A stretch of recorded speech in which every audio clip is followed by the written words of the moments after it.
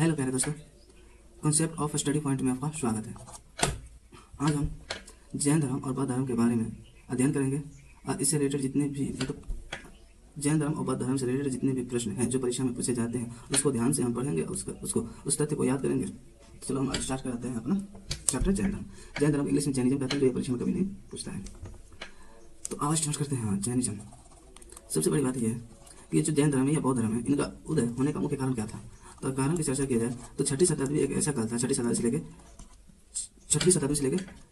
चौथी शताब्दी ईसा पूर्व की एक ऐसा काल था जहाँ पर समाज में इतनी कुरीति आ गई थी, इतनी ऊंच नीच की भावना हो गई थी, जिससे समाज के हर तबके वो चाहते थे कि इसमें परिवर्तन हो। तो उसी में से लगभग उस समय के दौरान लगभग हम पूरे भारत की जितनी भी सभ्यता थी उस टाइम के, उन सभ्यताओं में इतनी कुरीति आ गई थी कि अंततः उसमें से नए धर्म का उदय स्टार्ट हो गया था। तो उस समय लगभग 72 भारत में नए संप्रदाय का उदय हुआ था। कितने होते हैं? 72 हो क्या रहा है? कुल 72 संप्रदायों का हुआ था, उदय हुआ था, जिनमें से बौद्ध धर्म, जैन धर्म, आजीवक संप्रदाय, लिंगायत, कपालिक, शैव धर्म, वैष्णव धर्म जैसे धर्मों का उदय हुआ। तो इन जितने भी 72 संप्रदायों का उदय हुआ था उनमें से 2 संप्रदाय बहुत ज्यादा व्यापक स्तर पर समाज में अपना गहरा प्रभाव छोड़ा। उनमें से हम आज एक जैन धर्म के बारे में विश्लेषण करेंगे। तो जैन धर्म, जैन धर्म कौन सा धर्म? जैन धर्म। तो जैन धर्म में अगर हम जैन को डिकोड करें तो जैन एक संस्कृत शब्द है और जैन एक संस्कृत शब्द से निकला है जिसका अर्थ होता है विजेता। यानी जैन धर्म का शाब्दिक अर्थ होता है विजेता। उसका मुख्य केंद्र क्या था? अहिंसा था। यानी जैन धर्म पूरी तरह से अहिंसा पर डिपेंडेंट था। यानी कि जैन धर्म ये कहता है कि कभी भी हम अहिंसा के मार्ग पर नहीं चलेंगे, सदैव हम हिंसा से दूर रहेंगे। इसके अगर संस्थापक पूछा जाए कि प्रथम संस्थापक यानी कि संस्थापक कौन थे, तो ऋषभदेव थे। ऋषभदेव ने ही इस जैन धर्म की स्थापना की थी। इनके जितने भी प्रवर्तक होते हैं उनको हम तीर्थकर कहते हैं। यानी जैन धर्म के जितने भी उपदेश देने वाले थे प्रवर्तक, उनको तीर्थकर कहा जाता था। और जैन धर्म में कुल 24 तीर्थकर हुए। कितने हुए? टोटल 24 तीर्थकर हुए। इन 24 तीर्थकों में से प्रथम तीर्थकर जो थे वो ऋषभदेव थे। कौन थे? ऋषभदेव थे। और तीर्थकर का अर्थ पूछा जाए क्या होता है, तो दुख से परे संसार रूप में सागर को पार करने वाला। यानी कहने का अर्थ है कि दुख से वो उग गया है और दुख से उगने के बाद वो संसार रूपी सागर को पार करके वो आगे निकल गया है, तो उसे हम तीर्थकर कहते हैं। यानी कि अब उसको दुख सुख से कोई लेना देना नहीं है, बस उसको अपने शांति मार्ग पर चलना है, तो उससे ही तीर्थकर कहा जाता है। तो हमें मुख्य रूप से 3 तीर्थकरों के बारे में विस्तृत रूप से अध्ययन करना है। एक है ऋषभदेव और आगे अंतिम के 2 जो 23वें तीर्थकर थे पार्श्वनाथ और 24वें तीर्थकर है जो महावीर स्वामी, उनके बारे में हम विस्तृत रूप से अध्ययन करेंगे कि उनका जन्म कहाँ हुआ था, उनके पिता का क्या नाम था, वह कहाँ से बिलोंग करते हैं। चलो हम स्टार्ट करते हैं। 23वें तीर्थकर के बारे में हम विस्तृत रूप से अध्ययन करते हैं। स्टार्ट करते हैं अपने 23वें तीर्थकर के बारे में स्टार्ट करते हैं। चलो स्टार्ट हो गया। तो जो हमारे 23वें तीर्थकर थे उनका नाम था पार्श्वनाथ। इनका जन्म वाराणसी में हुआ था। कहाँ हुआ था? वाराणसी में। इनके पिता का नाम अश्वसेन थे जो एक छाकू वंश के राजा थे। कौन से राजा? एक छाकू वंश के राजा थे। पार्श्वनाथ के पिता का नाम अश्वसेन था। ज्ञान प्राप्ति के लिए पार्श्वनाथ ने समय शिखर पर चले गए। समय शिखर कहाँ पड़ता है? तो झारखंड में पड़ता है, जो छोटा नागपुर के आसपास में स्थित है। ज्ञान प्राप्ति के बाद पार्श्वनाथ ने चतुरायन धर्म दिया था। कौन सा धर्म? चतुरायन। और चतुरायन धर्म देने के बाद वो कौन से चतुरायन धर्म थे? तो एक वाला था सत्य, अपरिग्रह, अस्त्य और हिंसा। यानी हमेशा सत्य के रास्ते पर चले, हमेशा सत्य बोले। अपरिग्रह यानी किसी भी तरह का धन संरक्षण इकट्ठा ना करे। असत्य हमेशा कभी भी चोरी के मार्ग पर ना चले, यानी किसी भी सामान को बिना दूसरे की इजाजत यानी परमिशन उस सामान को हम ना उठाएं। अहिंसा यानी कभी भी हिंसा के मार्ग पर नहीं चलना। 24वें तीर्थकर हमारे कौन है? महावीर स्वामी।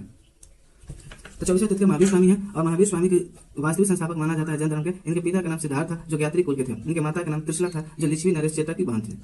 और इसी के बारे में लिच्छवी नरेश के बारे में आगे ही पढ़ेंगे। जो लिच्छवी नरेश की ही चेटा की बेटी थी महाकौशल, जिसकी शादी बिंबिसार से हुआ था। तो उन्हीं के घराने की थी त्रिशला जो महावीर की माता थी। इनका बड़ा भाई नंदीवर्धन था। यही नंदीवर्धन है जिनसे महात्मा बुद्ध ने परमिशन लेकर गृह त्याग किया था। इनकी पत्नी का नाम यशोदा है। इनकी बेटी का नाम प्रियदर्शनी, जिसे अनुजा प्रियदर्शनी से भी संबोधित किया जाता है। इनके दामाद का नाम था जमाली। महावीर स्वामी के बचपन का नाम वर्धमान था। जैसे गौतम बुद्ध के बचपन का नाम सिद्धार्थ है, वैसे ही महावीर स्वामी के बचपन का नाम वर्धमान था। लेकिन जब उनके ज्ञान की प्राप्ति हुई तो उन्हें महावीर नाम से संबोधित किया गया। उनका जन्म 540 ईस्वी में कुंडलग्राम वैशाली में हुआ था। यह कुंडलग्राम कहाँ पड़ता है? वैशाली में। वैशाली कहाँ है? तो ये हो गया मेरा मान के चलो बिहार। तो ये हो गया पटना। तो पटना के जस्ट ऊपर ही पड़ता है वैशाली और यहाँ से गंगा नदी गुजरती है। तो ये हो गया वैशाली, ये हो गया पटना। यहाँ पर हो जाता है नालंदा और यहाँ पर हो गया गया। नालंदा में ही राजगीर है। और गृह त्याग 30 वर्ष की वायु में ही कर दिए थे, जो अपने भाई नंदीवर्धन से परमिशन लेने के बाद ही वह गृह त्याग किए थे। और 486 ईस्वी पूर्व में 468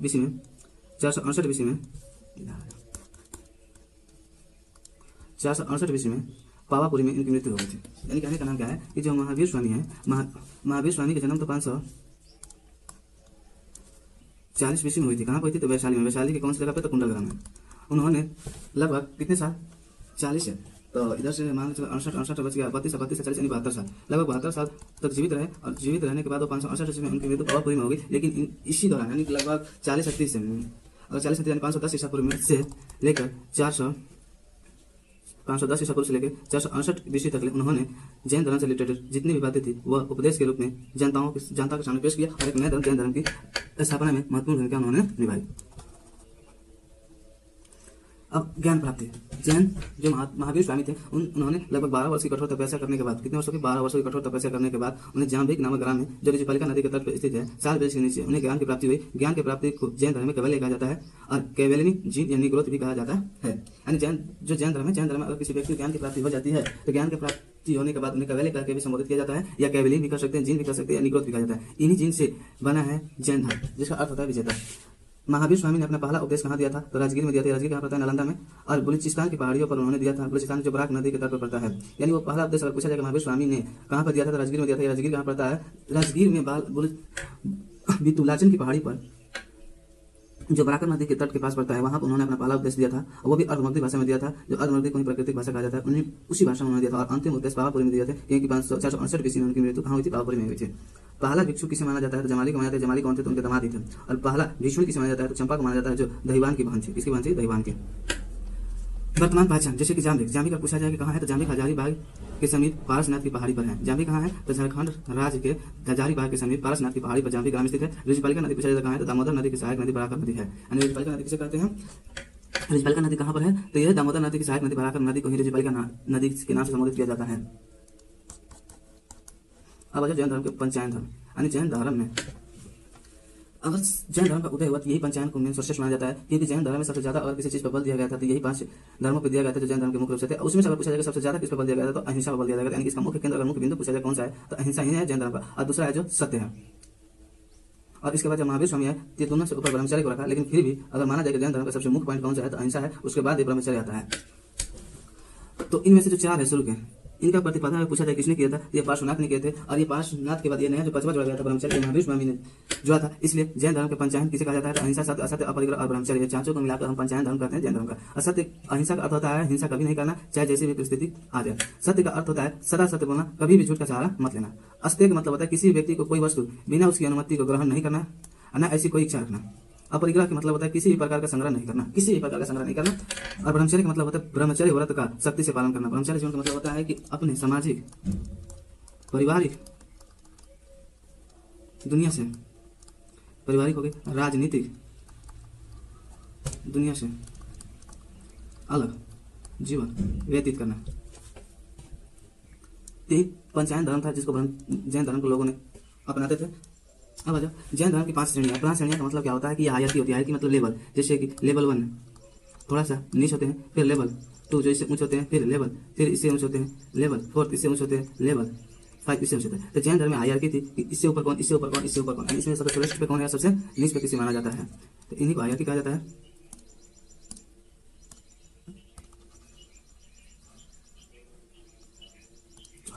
तो जो सबसे निचले स्तर पर आते थे वो आते थे साधु। साधु से सर्वश्रेष्ठ उपाध्याय को माना जाता है। इनसे ऊपर आचार्य को माना जाता है। उनसे ऊपर अरहत को, अरहत से ऊपर तीर्थंकर। सबसे श्रेष्ठ कौन थे उस पद पे? तीर्थंकर रहते थे। जैसे कि हम भी पढ़ते हैं कि पहले होते हैं पुलिस में होमगार्ड, फिर इसके आते हैं कांस्टेबल, ऐसे करते करते हाई रैंक पर पहुंचते हैं। तो इसी तरह की यहाँ भी हायरार्की थी जैन धर्म में। तो सबसे पूछा जाए कि ऊंचे पद पे हायरार्की को क्या कहा जाता था? तीर्थंकर कहा जाता है। सबसे निचले श्रेणी को क्या कहा जाता था? साधु कहा जाता था। तीर्थंकर वो बनते थे जो मोक्ष की प्राप्ति हो चुका है, यानी वो जिसने मोक्ष की प्राप्ति की हो उससे ही तीर्थंकर कहा जाता है। अरहत किसे कहा जाता है? तो जो निवारण की प्राप्ति की हो, की ओर अग्रसर हो, उसे हम अरहत कहते हैं। निवारण की प्राप्ति की ओर जो अग्रसर है उसे अरहत कहते हैं। आचार्य किसे कहते हैं? तो जैन भिक्षुओं का समूह को में जो प्रमुख है उसे हम आचार्य कहते हैं। जैन भिक्षुओं के समूह का प्रमुख जो होता है उसे हम आचार्य कहते हैं। उपाध्याय किसे कहते हैं? तो जो जैन धर्म के शिक्षक होते हैं, जो जैन धर्म के बारे में ज्ञान देते हैं, उसे उपाध्याय कहा जाता है। साधु, तो सारे जैन भिक्षुओं को हम साधु कहते हैं। जितने भी जैन भिक्षु हैं उनको क्या कहते हैं? साधु कहकर संबोधित करते हैं। महावीर स्वामी के कुल 3 रत्न थे। वो 3 रत्नों पर विश्वास करते थे महावीर स्वामी। पहला था कि सम्यक ज्ञान, यानी राइट नॉलेज की ज्ञान, यानी कि सही ज्ञान की जानकारी बहुत जरूरी है। जब तक ज्ञान की प्राप्ति ना हो, यानी कि जब तक उसमें समझ ना हो, जब तक वो व्यक्ति नहीं होता है। यानी सबसे पहले सम्यक ज्ञान हो, उसके बाद सम्यक दर्शन, यानी कि हर चीज को तार्किक रूप से देखे और विचार करके क्या सही है क्या गलत है, ना कि धार्मिक आधार पर देखे। सम्यक आचरण, सम्यक आचरण मतलब सबसे पहले अपने अंदर आचरण की भी भावना लेके आओ कि किसके साथ कैसा व्यवहार करना चाहिए, ना कि सभी के साथ एक ही व्यवहार गाली गलौज के माध्यम से किया जाए। यानी कि सबसे बड़ी चीज होती है आचरण। तो इस महावीर स्वामी के पास 3 रत्न थे, सम्यक ज्ञान, सम्यक दर्शन, सम्यक आचरण। ये पूछता है महावीर स्वामी के कितने त्रिरत्न थे? तो 3 थे। कौन कौन? सम्यक ज्ञान, सम्यक दर्शन और सम्यक आचरण। महावीर स्वामी ने ईश्वर के अस्तित्व को नहीं मानते, यानी कि कोई ईश्वर नहीं होता है। वो मूर्ति पूजा कर्म कांड का विरोध करते हैं, यानी कि जितने भी हिंदू धर्म में मूर्ति पूजा होता है या कर्म कांड होता है, जैसे कि किसी का आहुति देना, किसी का बलि देना, ये जितने भी कर्म कांड होते हैं इसको महावीर स्वामी खंडित करते हैं, यानी कि ये सब नहीं होते। वे अनेश्वरवादी है, मतलब वो किसी भी ईश्वर को नहीं मानते हैं। अहिंसा पर सर्वाधिक बल दिए थे, मतलब किसी प्रकार का अहिंसा नहीं होनी चाहिए, इस पर ज्यादा महावीर स्वामी, जिस कारण से कृषि और युद्ध पर प्रतिबंध लगा दिया गया था। यानी जैन धर्म में आप अगर एक्सेप्ट करते हो, अपनाते हो, तो आपको कृषि और युद्ध करना कदापि मना है। पूर्व जन्म का वो मानते थे कि हाँ पूर्व जन्म होता है, और पूर्व जन्म का मुख्य कारण कौन सा है? और आत्मा है। इसलिए आत्मा को सताओ, जितना आत्मा को सताओगे अगले जन्म आपका अगले जन्म नहीं हो पाएगा, यानी अगले जन्म से आप मुक्त हो जाओगे। ये है जैन धर्म। लेकिन वही जब हम बौद्ध धर्म पढ़ेंगे तो पूर्व जन्म का मुख्य कारण क्या? इच्छा। अगर हम इच्छा को मार दे तो हम निग्रोध हो जाएंगे, निग्रोध होने के बाद हमें पूर्व जन्म नहीं हो सकता है। और पूछा जाए कि जैन धर्म के महावीर स्वामी ने कुल कितने उपदेश दिए थे, तो टोटल 14 महावीर स्वामी के कुल उपदेश जितने भी दिए थे वो कहाँ रखा गया, किस पुस्तक में? तो 14 पूर्वा नामक एक पुस्तक है, उसमें महावीर की कुल जितने भी उपदेश है उसको इसमें संग्रहित किया गया है। कहाँ संग्रहित किया गया है? तो 14 पूर्वा। और महावीर स्वामी ने जितने भी उपदेश दिए हैं किस भाषा में दिए हैं, तो वह भाषा है प्राकृतिक। जैन धर्म के सबसे प्राचीन पुस्तक कहा जाता है, किसे कहा जाता है? तो पूर्वा कहा जाता है, जो सबसे प्राचीन है जैन धर्म की। महावीर स्वामी अपने उपदेश किस भाषा में? प्राकृतिक भाषा में लिखे हैं। वे अनेकांत की चर्चा करते हैं कि अनेकांत होना सबसे बड़ी जरूरत है, तभी जाके सही गलत और अच्छे बुरे की समझ होगी। महावीर स्वामी की मृत्यु के बाद उपदेश देने वाला प्रथम व्यक्ति पूछा जाता कौन था? तो आर्य सुधर्मा थे। कौन थे? आर्य सुधर्मा थे। भद्रबाहु अस्तुलभद्र इनके दो सबसे प्रिय शिष्य थे, और इन्होंने नहीं आगे चलकर जैन धर्म में को 2 भागों में विभाजित कर दिए थे। जैन धर्म से संबंधित शब्द, जैसे तीर्थकर पूछा जाए किस धर्म से संबंधित है? जैन धर्म से। अस्थर्वाद, सयादवाद किस धर्म से संबंधित है? जैन धर्म से। अनेकांतवाद जो सबसे ज्यादा मानते हैं महावीर स्वामी, ये भी जैन धर्म से। सप्तभृंगी जैन धर्म से संबंधित शब्द है। जिन जैन धर्म से संबंधित शब्द है। निग्रोध जैन धर्म से संबंधित शब्द है। कैवल्य जैन धर्म से संबंधित शब्द है। जब पूछता है ये कैवल्य किस धर्म से संबंधित ये शब्द है, तो जैन धर्म से संबंधित यह शब्द है। जैन साहित्य को क्या कहा जाता है? तो आगम कहा जाता है। जैन धर्म में जैन साहित्य को आगम कहा जाता है। जैन भिक्षुओं के लिए निवास स्थान वसदे कहा जाता है, यानी जैन भिक्षु जहाँ पर निवास करते थे उस जगह को वसदे कहा जाता था। वही अगर बौद्ध धर्म के भिक्षु जहाँ निवास करते थे उसे विहार कहा जाता था।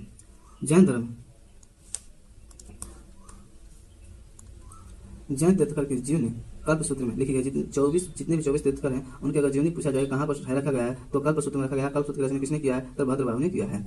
नोटेड बात। यह धर्म सर्वाधिक व्यापारी वर्ग के बीच में फैला था, क्योंकि कृषक वर्ग इसमें नहीं प्रवेश कर सकते, क्योंकि इसमें कृषक और योद्धा वर्ग इसमें शामिल पूरी तरह से प्रतिबंधित थे, क्योंकि वह अहिंसा करते थे, जीव जंतुओं को मारते थे, जिस कारण से कृषक और योद्धा को इसमें शामिल नहीं किया जाता था। और व्यापारी वर्ग इसलिए शामिल हो गए क्योंकि वो किसी प्रकार की हिंसा या युद्ध से दूरी रहते थे, इसलिए वे व्यापारी वर्ग ज्यादातर जैन धर्म को अपनाए थे। अनुयायियों को निग्रंथ के रूप में जाना जाता। जितने भी जैन धर्म का अनुयायी है उनको क्या कहकर संबोधित किया जाता था? तो निग्रंथ है।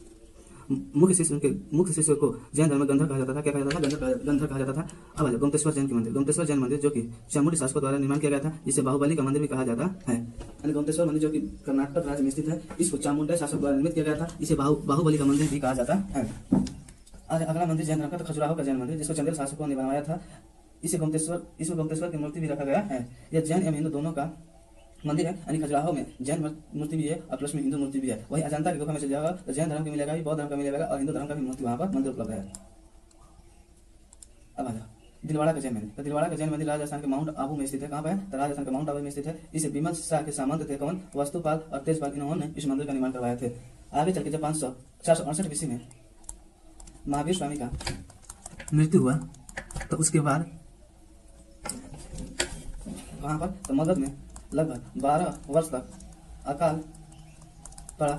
तो इसमें दिगंबर नामक व्यक्ति कहाँ चला गया? ये उठ के कर्नाटक के श्रवणबेलगोला चला गया, और वहीं पर लगभग जब तक अकाल की स्थिति समाप्त नहीं होगी तब तक दिगंबर भद्रबाहु वहीं पर अपना जीवन यापन किए। उन्हीं में चंद्रगुप्त मौर्य थे, जिन्होंने इस अकाल के समय में जनता के लिए कुछ करने में असमर्थ हुए। इसके बाद वो अपना शासनकाल अपने पुत्र बिंदुसार को सौंप कर कर्नाटक की ओर चल पड़े, और वहां पर समेकना विधि द्वारा अपने जान अपने त्याग दिया। और जब भद्रबाहु वहां से 12 वर्षों के बाद जब वो मगध आए तो वहां पर अस्तुलभद्र और भद्रबाहु के बीच में कुछ बहस हुई, जिसके कारण से ये जैन धर्म 2 भागों में विभाजित हो गया। पहला हो गया श्वेतांबर और दूसरा हो गया दिगंबर। श्वेतांबर कहते थे कि जब मान के चलो ऐसी परिस्थिति आ गई जिसमें हमें जीवन यापन करना कठिन था, तो हमें इसमें कुछ परिवर्तन करना चाहिए। जैसे शुरुआत में जैन धर्म के लोग निर्वस्त्र रहते थे, यानी बिना वस्त्र रहते थे, लेकिन अस्तुलभद्र ने कहा कि नहीं, हम सफेद वस्त्र पहन सकते, इससे कोई परेशानी नहीं, यानी कि परिवर्तनवादी थे। और जो भद्रबाहु यानी दिगंबर वाले थे रूढ़िवादी थे, यानी जो पहले से आ रही है उसी को हम लेकर चलेंगे, इसमें कोई परिवर्तन नहीं करेंगे, भले हम स्थान परिवर्तन कर देंगे। अगर कोई जलवायु परिवर्तन हो रहा है यानी कि प्रकृति में परिवर्तन हो रहा है तो हम थोड़ी बहुत क्या करते हैं वहां से अलग शिफ्ट हो जाएंगे, लेकिन अपना रूढ़िवादी चीज नहीं करेंगे। जो हमारे प्राचीन विचार थे उनमें किसी प्रकार के परिवर्तन नहीं चाहते थे। तो श्वेतांबर श्वेत वस्त्र पहन सकते थे, दिगंबर निर्वस्त्र रहते थे।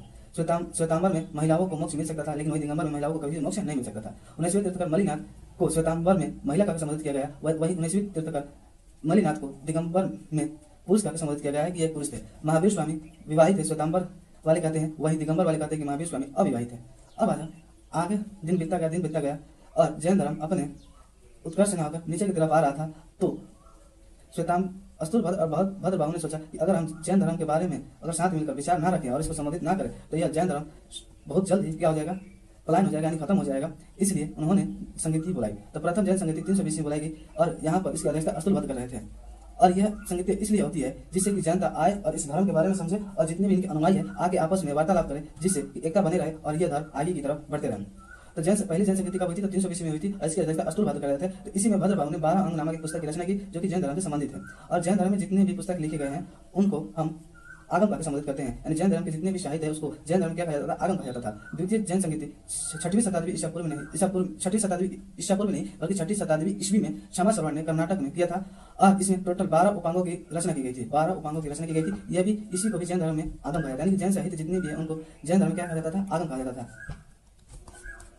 अब जैन धर्म के विनाश के कारण क्या थे? तो जैन धर्म के विनाश के सबसे प्रमुख कारण कहा जाता है इसमें कठिन भाषा था, यानी जो जनमानस की भाषा थी उस समय की, उस भाषा को ना प्रयोग करके जो सर्वश्रेष्ठ भाषा थी उसके प्रयोग किया जाता था, जो कि आम जनमानस को समझने में कठिनाई होती थी। इसलिए यह कहा जा सकता है कि जैन धर्म में अगर सबसे ज्यादा किसी जैन धर्म के विनाश में ज्यादा अगर महत्वपूर्ण भूमिका निभाई हुआ था कठिन भाषा। अगर दूसरा बात किया जाए तो कठोर नियम। जैन धर्म में सबसे बड़ी बात थी वहाँ उसमें रहने वाले व्यक्ति को कठोर नियमों का पालन करना था, जैसे कि आप कभी भी अहिंसा नहीं कर सकते हैं, कभी भी आप झूठ नहीं बोल सकते थे। इसी तरह अन्य प्रकार की कठोर नियम थे जिनको जैन धर्म में अपनाना बहुत मुश्किल था। अगला महिलाओं का असम्मान, मतलब कि जैन धर्म में महिलाओं को उतना उचित सम्मान नहीं दिया जाता था जिससे कि जैन धर्म में महिलाएं पार्टिसिपेट करें, इसलिए जैन धर्म के विनाश में इसे भी काउंट किया जाता है। अगला राजाओं का संरक्षण न प्राप्त होना। जैन धर्म को उतना संरक्षण नहीं प्राप्त हुआ जितना कि बौद्ध धर्म को प्राप्त हुआ था, जिस कारण से इसको उतना सपोर्ट जनमानस और राजा का नहीं प्राप्त हुआ, जिसके कारण से जैन धर्म विनाश की ओर अग्रसर हुआ। निर्वस्त्र रहना। मानव समाज एक सभ्यता में रहता है, सामाजिक जीवन रहता है और यह ज्ञानी व्यक्ति होते हैं तो उनको ऊंच नीच की भावना समझ में आती है, अच्छे बुरे की समझ में आती है।